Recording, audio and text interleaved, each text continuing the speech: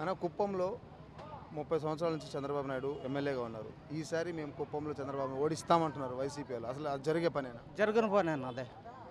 అదంతా జరిగిన. కుప్పానికి ఏమేం చేస్తున్నారు? చంద్రబాబు స్కూల్ కట్టించాడు, కాలేజీలు లేదు అప్పట్లో. కాలేజీలు ఆయన వచ్చిన తర్వాత కాలేజీలు, డిగ్రీ కాలేజీలు కానీ, ఎంఎఫ్సి కాలేజీలు కానీ ఇవేవి అన్నీ జరిగింది.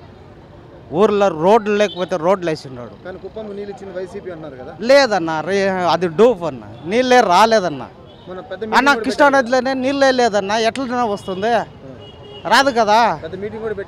పెట్టినాడు బహిరంగ సభ. ఊరికే డూప్గా పెట్టుకున్నారు. అది తప్పు.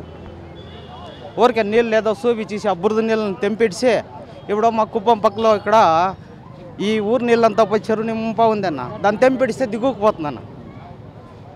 నీళ్ళు తెంపిస్తే దిగుకు వెళ్ళిపోతుంది. ఎక్కడ డౌన్ ఉందో అక్కడ వెళ్ళిపోతుంది. బురద నీళ్ళు వస్తుందా? కృష్ణానది జలాలు ఎట్లా రావాలా? అదంతా డూప్ అన్న. ఇక్కడ ఎవరు next MLA? Next MLA Chandrababu నాయుడే. రాష్ట్రంలో సీఎం కూడా చంద్రబాబు నాయుడు. వైసీపీ వైనాడు 175 ఉంటుంది. అదంతా తప్పు అన్న, తప్పు. వాళ్ళకు 40 సీట్లు కూడా రాదు. 40 కూడా రావు. 40 సీట్లు కూడా రాదు. అంటే పథకాలు ఇస్తున్నాం కదా. అంటే పథకాలంతా పని చేయలేదన్న. పథకాలు ఇచ్చినా కూడా ప్రయోజనం లేని పథకాలు అవన్నీ వేస్ట్ అంటారు. వేస్ట్. సో ప్రజలు టీడీపీ వైపు ఉన్నారంటారా? టీడీపీ వైపే ఉన్నారు. రాష్ట్రం అంతా అట్లే ఉందండి.